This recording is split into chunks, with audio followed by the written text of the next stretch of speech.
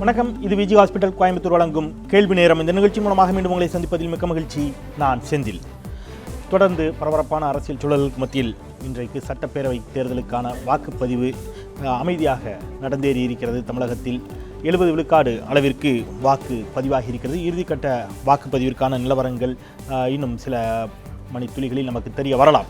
இது ஒருபுறம் இருக்க, தேர்தல் தொடர்பாக கருத்து கணிப்புகள் தேர்தலுக்கு முன்பும் தேர்தலுக்கு பின்பும் எக்ஸிட் போல் என்று சொல்லக்கூடிய தேர்தலுக்கு பிந்தைய கருத்து கணிப்புகளினுடைய முடிவுகளும் வெளியாகி இருக்கின்றன.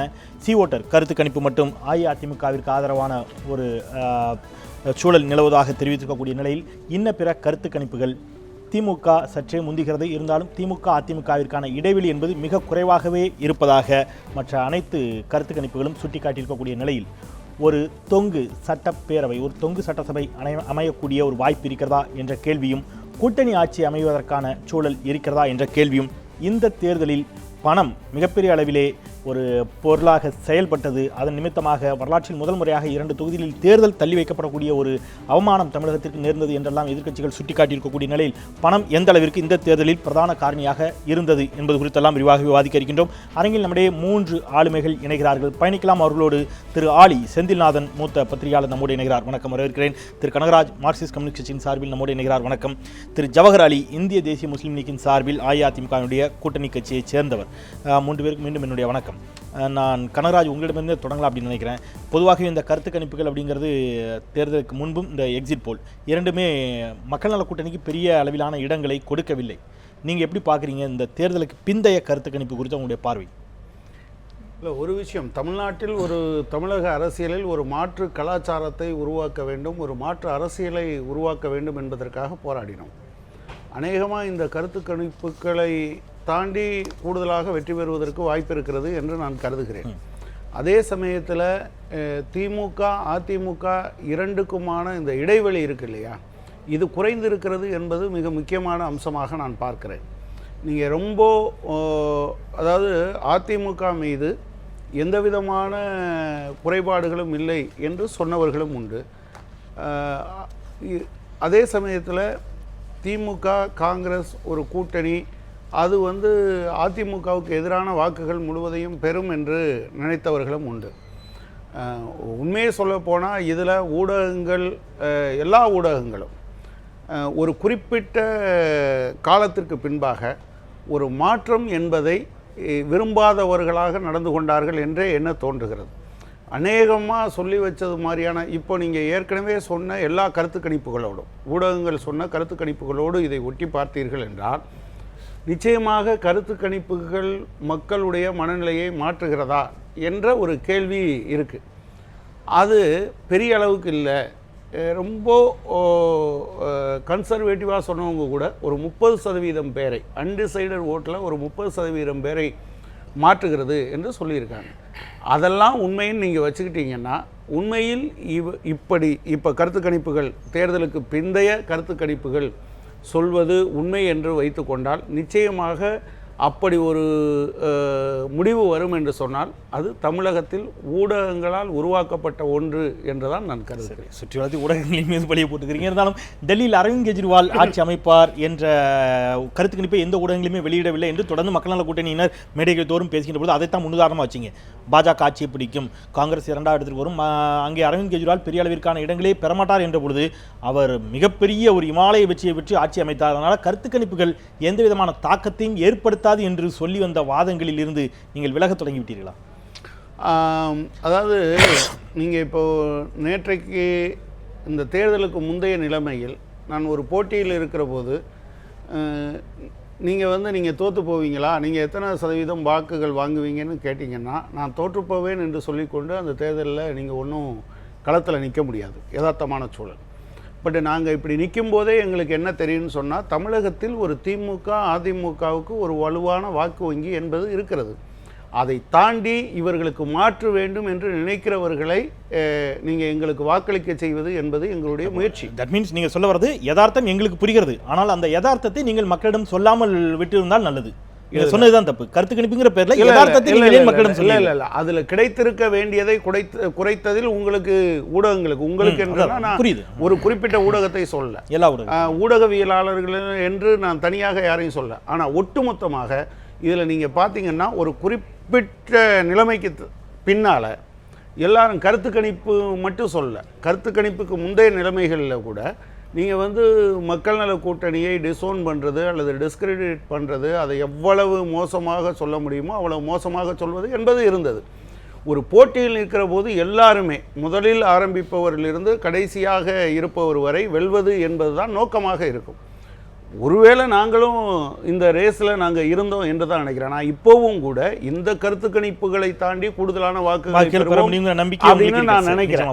கள நிலவரத்தில் இருந்து 19ஆம் தேதி அது இருக்கலாம். ஆனால் இப்போதைய நிலைமையிலே கூட நான் முடிவுக்கு வருவது என்பது நிச்சயமாக தமிழகத்தில் இந்த திமுக அதிமுகவை விரும்பாத ஒரு பகுதியினருடைய வாக்குகளையும் சக்திகளையும் ஒருங்கிணைத்திருக்கிறோம் என்றுதான் நீங்கள் வெற்றி பெற்றிருப்பதாக நீங்கள் நம்புகிறீர்கள். திரு ஜவஹர் அலி, சி ஓட்டரை தவிர மற்ற எல்லா கருத்து கணிப்புகளுமே திமுக கூட்டணி பெரும்பான்மைக்கு தேவையான இடங்களை கைப்பற்றுவதாகவே அங்கே குறிப்பிட்டிருக்கிறார்கள்.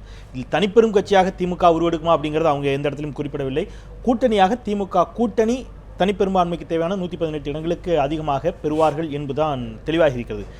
அதிமுகவிற்கு சி ஓட்டர் மட்டுமே ஒரு குறிப்பிடத்தகுந்த இடத்தை கொடுத்திருக்கிறது. அந்த சி ஓட்டர் மீதான சில விமர்சனங்களும் இருக்கிறது, அதை பின்னால் பேசலாம்.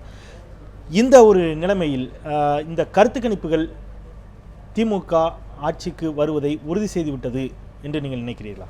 இல்லை, அப்படியெல்லாம் கண்டிப்பாக இருக்க முடியாது. ஏன்னா கருத்து கணிப்புகள் என்பதே ஒரு கருத்து திணிப்பாகத்தான் கடந்த காலங்களில் பார்க்க முடிகிறது. அதை பீகார் தேர்தல் உங்களுக்கு எடுத்து காட்டியது, இன்க்ளூடிங் சி ஓட்டர். ஆமா, எல்லா வகையிலையும் எடுத்து காட்டியது. நீங்க சொல்ற அதிமுக 139 இடங்கள் பொதுவாகவே வந்து கருத்து கணிப்பு என்பதே ஒரு ஆரிடம் தான், ஜோதிடம் மாதிரி தான்.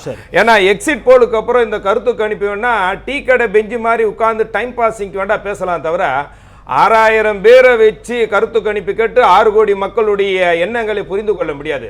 அந்த வகையில் கருத்து கணிப்பை முழுவதுமாக நம்புவதில்லை. நாங்கள் நம்புவது கடந்த 5 வருட கால அதிமுக அரசினுடைய திட்டங்கள் மக்களுக்கு எந்த அளவுக்கு போய் சேர்ந்து இருக்குது. அப்படி குறிப்பாக பெண்கள் இந்த தேர்தலில் அதிக அளவு ஓட்டு போட்டிருக்காங்க. மக்களுக்கான, அதாவது குறிப்பாக பெண்களுக்கான மக்கள் நல திட்டங்கள் என்ன என்று பார்க்கும்பொழுது மாண்புமிகு அம்மாவுடைய ஆட்சி காலத்திலே பெண்களுக்கான அதிகமான திட்டங்கள் தேர்தல் முடிஞ்சிருச்சு. அதனால நீங்க திட்டங்களை ஏன் அதிமுக மிகப்பெரிய வெற்றி பெறும்? அது இல்லாம இளைஞர்களும் வந்து மடிக்கணினி பெற்றிருக்காங்க. அதே மாதிரி மாணவர்களும் ஓட்டு போட்டிருக்காங்க. ஓட்டுக்கு 200 ரூபாய் பெற்றிருக்கிறார்கள் என்றும் ஓட்டிற்கு 200 ரூபாய் பெற்றிருக்கிறார்கள் என்று ஒரு விவாதமாக நம்ம பயணிக்கலாம். நீங்க முதல் முறையாக தமிழக தேர்தல் அரசியல் வரலாற்றில் 2 தொகுதிகளுக்கு பணம் கொடுக்கப்பட்டது அப்படிங்கிற குற்றச்சாட்டின் அடிப்படையில் தேர்தல் ஒத்திவைக்கப்பட்டிருப்பது அப்படிங்கிறது தமிழகத்திற்கு ஒரு அவமானம் இல்லையா? இல்ல, நான் ஒரே ஒரு விஷயம் இதுல நான் பதிய வைக்கிறேன். பணம் வந்து வெற்றியை எப்படியே நிர்ணயிக்காது. எவ்வளவோ பணம் செலவழித்தவர்கள் எல்லாம் தோற்று போன வரலாறு உண்டு. யாரும் பணத்தை வாங்கி விட்டு ஒருத்தருக்கு ஓட்டு போடுங்கிற மனநிலையில் தமிழக மக்கள் இல்லை. அப்படி பார்த்தால் அம்பானியும் அதானியும் தான் வெற்றி பெற்றிருக்க முடியும், இந்தியாவே ஆள முடியும். ஆனால் மக்களுடைய மனநிலையை பொறுத்த வரைக்கும் அவர்களுக்கு என்ன திட்டங்கள் கிடைத்திருக்கிறதா பார்த்தா விடுவாங்க. இன்னைக்கு கூட பாருங்க, இந்த தெருவில் இருக்கிறவங்க அந்த தெருவுக்கு பணம் வந்துருச்சு எங்களுக்கு வரலன்னு சொல்ற நிலை தான், அந்த தெருவில் உள்ளவங்க பக்கத்து தெருவுக்கு வந்துருச்சுன்னு சொல்ற நிலை தான் இருக்கு தவிர யாராவது எனக்கு பணம் கிடைச்சதுன்னு இது வரைக்கும் யாரும் சொல்லாத நிலை தான் இன்றைக்கும் இருக்கிறது. உண்மையிலே இப்படி ஒரு புரளி தான் கிளம்பி இருக்கிறது. நீங்கள் அரவக்குறிச்சி சொல்ல போனா அங்க கேசி பழனிசாமி மிகப்பெரிய அளவிலே பணத்தை வந்து இறக்கி இருக்கிறாருங்கிறது குற்றச்சாட்டு இருக்கிறது. நான் திருப்பியும் சொல்றேன், அவர்கள் தேர்தல் முடிஞ்சிருச்சு. நம்ம தேர்தலுக்கு அப்பாற்பட்டு இனியாவது கொஞ்சம் திறந்த மனதோடு உரையாடலாம். தேர்தலுக்காக உரையாடுவது போன்றவே ஒரு உரையாடலை வைக்க வேண்டாம். இல்ல, ஒரு 100 கோடி ரூபாய் கைப்பற்றப்பட்டதாக தேர்தல் ஆணையம் சொல்லக்கூடிய செய்திகள், 2 கண்டெய்னர் இன்னும் யாரும் கேட்பாரற்று நிற்கிறது. ஒரு பக்கம் மத்திய அமைச்சர் அருண்ஜேட்லி அது ஸ்டேட் பேங்கான பணங்கிறாரு. ஆனால் ஸ்டேட் பேங்கான பணம்னா அதற்கான ஆதாரங்கள் என்ன, அதை ஏன் அவர்கள் பாதுகாவல் சோதனையின் பொழுது நிறுத்தாமல் சென்றார்கள் என்ற கேள்வி எல்லாம் தொடர்ந்து வந்து கொண்டிருக்கிறது. 2 தொகுதிகளில் ஏன் தேர்தல் நிறுத்தப்பட்டது, எந்த அடிப்படை ஆதாரமும் இல்லாமலா நிறுத்தப்பட்டிருக்கிற கேள்வி வருகிறது. மின்வெட்டு தொடர்பாக இது செயற்கையாக உருவாக்கப்பட்டது என்று தேர்தல் ஆணையம் அது தொடர்பாக நாங்கள் விசாரிக்கிறோம் என்று சொல்கிறது. இவ்வளவிற்கு பிறகும் இந்த தேர்தலில் பணம் எந்த இடத்திலும் வந்து பணம் ஒரு பொருளாக ஒரு காரணியாக செயல்படவே இல்லை அப்படிங்கிற வாதம் எந்த அளவுக்கு சரியான? பணம் பொதுவா வந்து வெற்றியை கண்டிப்பாக நிர்ணயிக்க வெற்றியை தீர்மானிக்காது, பட் பணம் கொடுக்கப்பட்டது. வெற்றியை தீர்மானிக்காது, பட் பணம் கொடுக்கப்பட்டது. அது வந்து கண்டிப்பாக அதிமுக பணத்தை கொடுத்து வெற்றி பெற வேண்டும் என்கின்ற நிலையில் அதிமுக இல்லை.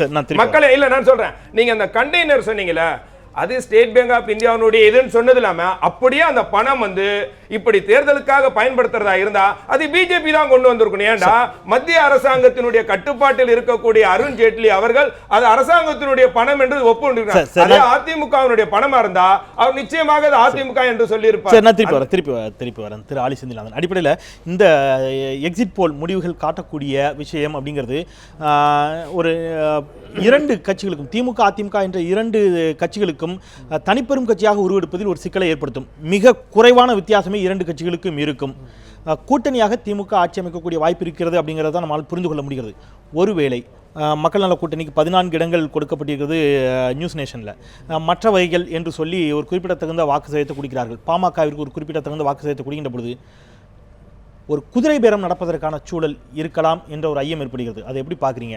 இரண்டு பேரிலும் ஒரு 10 to 15 தொகுதிகள் உறுப்பினர்கள் யாருக்கு ஆதரவு கொடுக்கிறார்களோ அவர்கள் ஆட்சி அமைக்கலாம் என்று சொன்னால் அதில் அதிமுகவும் அதை நோக்கி நகரக்கூடும் அப்படிங்கிற ஒரு வாய்ப்பு இருப்பதாக எடுத்துக்கொள்ளலாமா?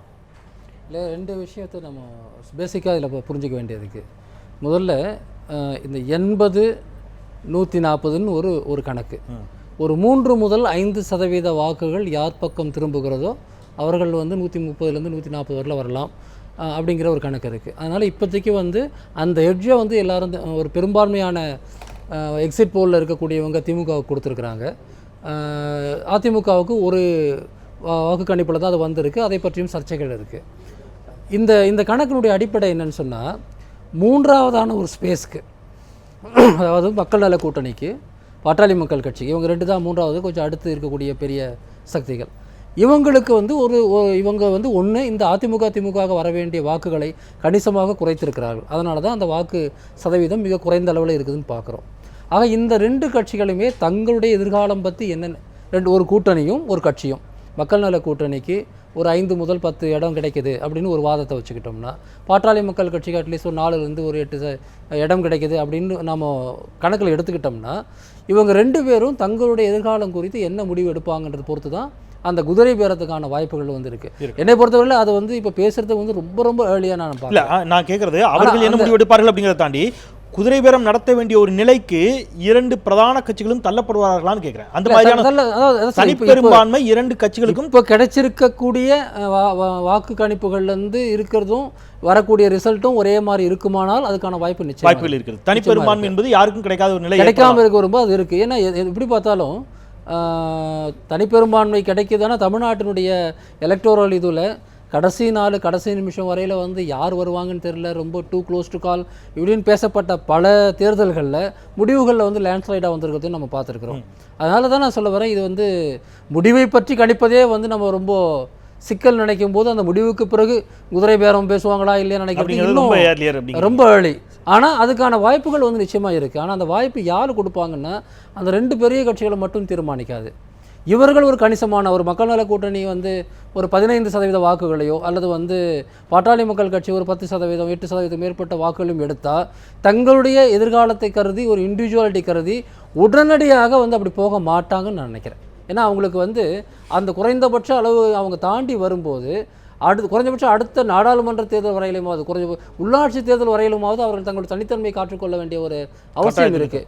ரெண்டாவது வந்து முழுக்க குதிரை வேறதுக்கு பணிஞ்சா என்ன ஆகும்னா இப்போ கிடைச்சிருக்கக்கூடிய அத்தனை பலமும் வந்து போயிடும். அதனால் வந்து ஒரு கிங் மேக்கராக ப்ளே பண்ணுறதுக்கு என்னென்ன வாய்ப்பு இருக்குது அப்படிங்கிறத தான் அவங்க செய்வாங்க.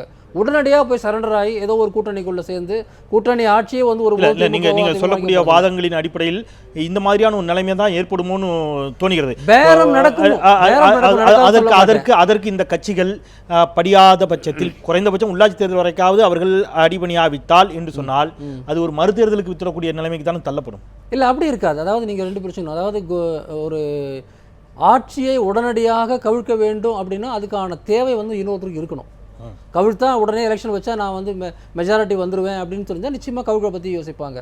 ஒரு ஒரு டெசிஷன் எடுக்க முடியாத சூழலில் ஏதோ ஒரு விதத்தில் வந்து அந்த வாக்களிப்புன்ற அடிப்படையில் வந்து எந்த அரசாங்கம் வந்தாலும் காப்பாற்றப்படும்.